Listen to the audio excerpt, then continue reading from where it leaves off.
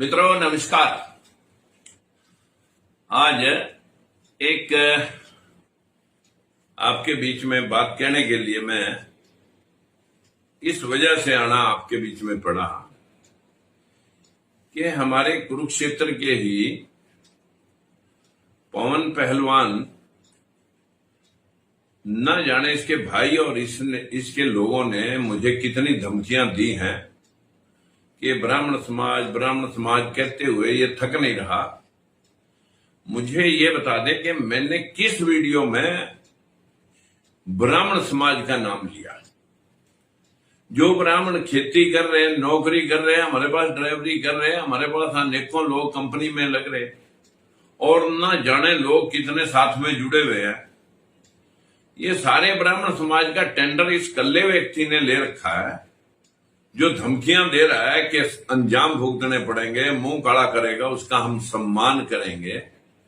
ठीक है भाई, अगर कोई भी ऊंच नीच प्रदेश के अंदर कहीं भी होती है तो समझ लेना कि ये सारा पवन पहलवान के परिवार ने कराया है। लेकिन जो लोग हमारे से दिली तौर पे जुड़े हुए हैं आज भी, मेरा जो लोग राष्ट्र के निर्माण में लग रहे हैं, वो कोई हम जातिवादी की बात कर रहे हैं। भाई ये जितने जेल में पड़े हैं बाबे, ये सारे आपकी जाति के हैं क्या, जो भगवान बनने की कोशिश कर रहे थे? और आपके पास टेंडर है क्या सारी देवी देवताओं का? जितने महापुरुषों ने कहा, पहले उन महापुरुषों की फोटोआं लगाना फिर बंद करें आप। कबीर दास ने कहा, रविदास ने कहा, गुरु नानक देव ने कहा, गौतम बुद्ध ने कहा, यहां तक कि सोक्रेटिस, ईसा मसीह और जो आपके ही समाज से स्वामी दयानंद सरस्वती, उन्होंने कहा, मैं इतिहास के ऊपर या महापुरुषों की आवाज को आपके सामने कहा कि भाई हमारा देश इस वजह से पीछा रह गया कि जो लोग इस देश को मानसिक गुलाम बना करके अपनी रोटियां सेकने का प्रयास कर रहे हैं, वो ही इस देश का विनाश कर रहे हैं।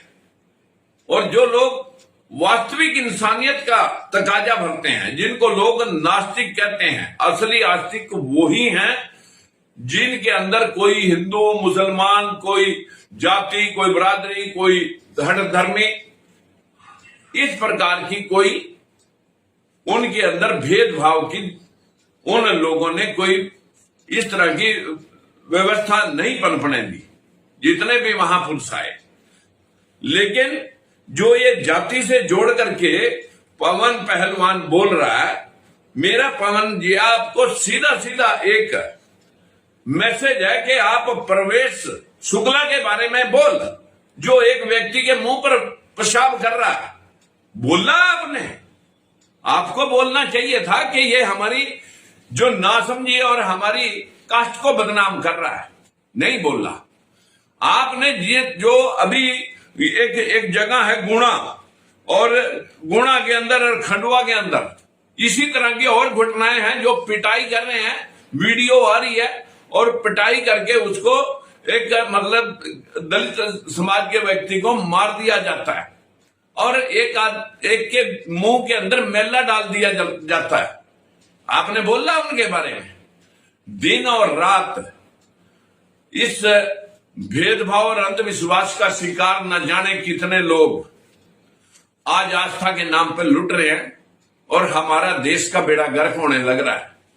अगर आप राष्ट्रवादी हैं, अगर आपको चाहिए कनाडा की तरह, अमेरिका की तरह, ऑस्ट्रेलिया की तरह, जापान की तरह, जहां कहीं कोई देवी देवताओं के पूजा अर्चना इस प्रकार की नहीं है, जहां सिर्फ सभ्यता है, इंसानियत है, आप उनका अनुसरण सिखाओ ना।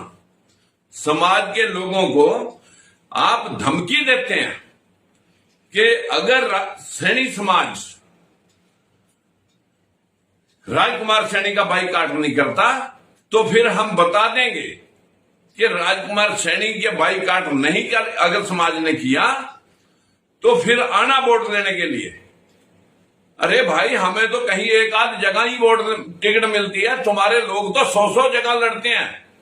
हमारे साक्या, मौर्य, कुशवाहा, सैनी, माली, रामी, रेड्डी, ये तो पूरे देश के अंदर आप एक बार मुंह काला करने के लिए धमकी दे रहे हैं, गोली चलाने की भी धमकी दे रहे हैं, आप अंजाम भुगतने की भी धमकी दे रहे हैं। उनको धमकी दो ना, प्रवेश शुक्ला को।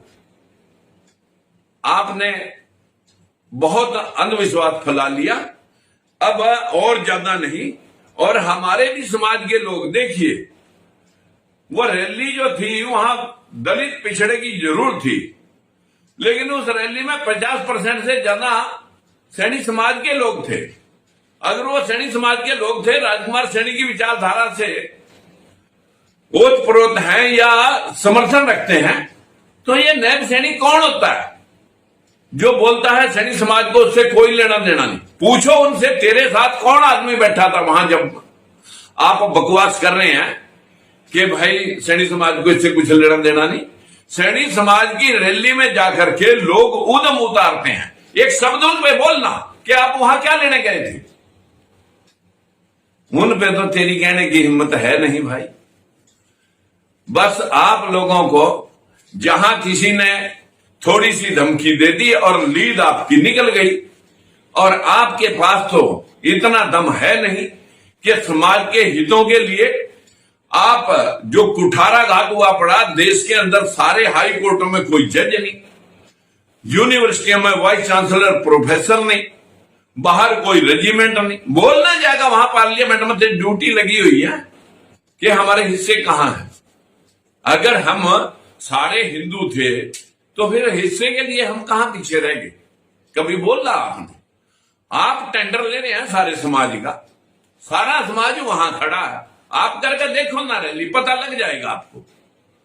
लेकिन मेरा भाव के उन लोगों से, चेतावनी देने वालों से है कि आप सैकड़ों जगह वोट लेनी है, एक बार आप बाईकाट करो तो सही हमारे समाज का, आपको पता लग जाएगा पूरे देश के अंदर कि आप कहां कहां फिर वोट लेंगे। हम नहीं जानते क्या ये धमकियां देनी? लेकिन मेरा इससे भी ज्यादा, हमने तो कहीं एक आध जगह लेनी होगी वोट, आपने तो सैकड़ों जगह लेनी है।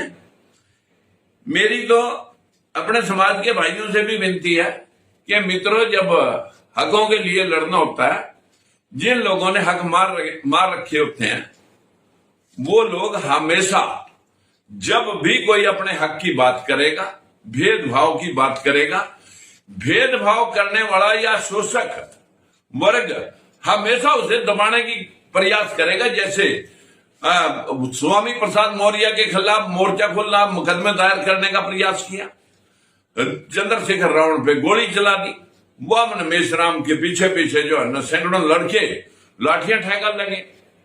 मैं आपसे पूछना चाहता हूं कि हल्ला करने वालों के खिलाफ बोलना चाहिए था आपको कि आप वहां क्या लेने गए थे? आपने विरोध करना था तो उससे बड़ी रैली करते, आपने विरोध करना था तो टीवी चैनल पे बैठते, कोर्ट में जाते, कचहरी में जाते, सरकार को कहते।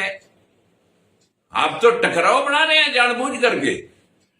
लेकिन मैं आपका पाखंड पवन पहलवान जी समझ गया, जो आप इन बच्चों के, हमारे बच्चों के पैर धो रहा है और नौटंकी कर रहा है कि भाई भोले बने रहो तुम तो, और इसी प्रकार से हमारी रोजी रोटी चलती रहे। मेरा तो आप सब भाइयों से और भी बोलने का मकसद था कि जो समाज के नाम पर इंगित कर रहे हैं बात को, वो समाज के नाम पर इंगित करने वाले लोग ये बात समझ लें भाई, समाज में भाईचारा कायम है, रहेगा, लेकिन अंधविश्वास जिन जिन लोगों ने फैलाने का प्रयास किया, ये 21वीं सदी है, इसमें तार्किक बढ़ो, अपनी मानसिक गुलामी को छोड़ो, फूले साहब की गुलामगिरी पढ़ लो। ये लोग बाबा साहब भीमराव अंबेडकर और महात्मा ज्योतिबा फूले की जो सारी पार्टियां फोटोआं लगाकर आपको मूर्ख बनाकर, आपको हिंदू बनाकर, मुसलमान के खिलाफ भड़काकर आपकी वोट लूटने का प्रयास में है कि भाई वाइस वर्षा इनका चलता रहे और हम लोग इनकी गुलामी करते रहें।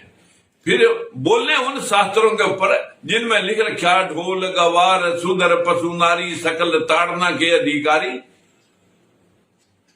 जो मनु समृद्धि की आप टेंडर उठा रहे हैं, उसमें लिख रखा कि नारी पाप योनि है। वो जो मनु है वो अपनी माँ बेटी को भी कह रहा है पाप योनि है। जिन शास्त्रों को आप पढ़ रहे हैं, गायत्री मंत्र पढ़ के देखो क्या कह रहा है वो। हमारा सिर्फ आपसे इतना निवेदन है कि आज 21वीं सदी है, इसमें जो मुल्क, जो देश, जो लोग विज्ञान के हिसाब से, संविधान के हिसाब से इस देश को चलाने का प्रयास करेंगे, ये देश भी अमेरिका, इंग्लैंड, कनाडा की श्रेणी में आके खड़ा हो जाएगा। लेकिन इस देश में इतने देवी देवता थे, तो फिर ये बार बार देश गुलाम हुआ। कभी आर्यों का गुलाम हुआ, कभी मुगलों का गुलाम हुआ, कभी हुणों का, डचों का गुलाम हुआ, और कभी ये अंग्रेजों का गुलाम हुआ। ये बार बार देश गुलाम क्यों हुआ? मोहम्मद गौरी गजनवी यहां से सारे मंदिरों की मूर्तियां उखाड़ के ले गए। किसी को ये देवी देवता आपके अंदर नहीं कर सके। मेरा किसी की पूजा अर्चना में कोई मकसद नहीं। आप जितनी मर्जी पूजा करें, पत्थर की करें, गोबर की करें, आप उसकी पेड़ की करें, पशु पक्षियों की करें, जानवरों की करें, जिसका जी करता है करें। लेकिन समाज के उस वर्ग को आप इस प्रकार की नौटंकी से अंधविश्वासी और मूर्ख बनाने का प्रयास न करें। अगर 21वीं सदी में हमारा जो व्यक्ति है, अगर वो जागरूक हो रहा है, तो चीर हरण होने के डर से ये लोग हमें दबाने का बार बार प्रयास करते हैं। आप किसी की कितनी पूजा करो, हम कब रोक रहे हैं भाई? आप करो, हमारे लोगों को मत बहकाओ। हमारा तो आपसे ये है कि भी आपको सब कुछ मंदिर से मिलता है, हमारे लोग तो वहां जाकर के जो है अंधविश्वासी बनते हैं। बाहर कोई भीख मांग रहा है, वो तो भिखारी है, जबकि वो भी भगवान के नाम पे मांग रहा है। जो अंदर है, जो पुजारी बैठा, वो भी भगवान के नाम पे मांग रहा है। तो या तो दोनों को भिखारी कहो और या दोनों को पुजारी कहो। मांग तो दोनों भगवान के नाम से रहे। मानस मानस में भेदभाव कैसा? मेरी समाज के उन बंधुओं से भी विशेष प्रार्थना है जो समाज का ठेका ठाने का जिम्मा ले रहे हैं। इसका मतलब यह है कि सारी जिम्मेवारी आप ही की थी, हम तो बेजिम्मेवारी में बोल रहे हैं। भाई, हम समाज के हित और इसके साथ में हुए शोषण और भेदभाव के खिलाफ जिस व्यवस्था की वजह से ये भेदभाव चल रहा है, उस वजह से मैं आपको आगाह करने का प्रयास कर रहा हूं कि आप आंख खोल लें, भोले मत बने रहें। आप अपनी सोई हुई इस जमीर आत्मा को जगाएं, नहीं तो आपके पैर धो धो के पवन पहलवान की तरह इसी तरह आपको लोग भोले बनाकर रखने का प्रयास करते रहेंगे।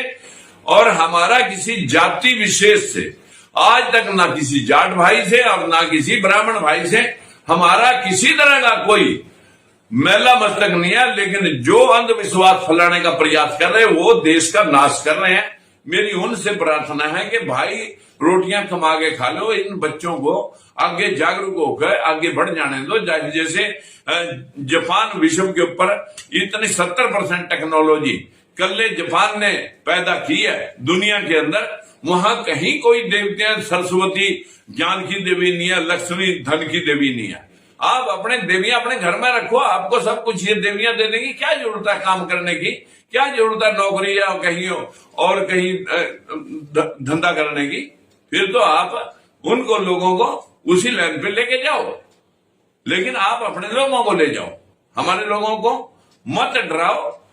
और आपसे मेरी विनती है पहलवान जी, मैं आखिरी बार आपको कह रहा हूं कि आप जिस प्रकार की धमकियां दे रहे हैं, अगर प्रदेश में कोई और भी किसी प्रकार की कोई मेलाफाइड इंटेंशन रख के कोई हरकत करता है, तो सीधा नाम आपका ले रहा हूं कि फिर आप ये मत कहना कि भाई किसी और ने किया जी, मैं नहीं था, क्योंकि वो सारा आपका प्लान हो सकता है। नमस्कार।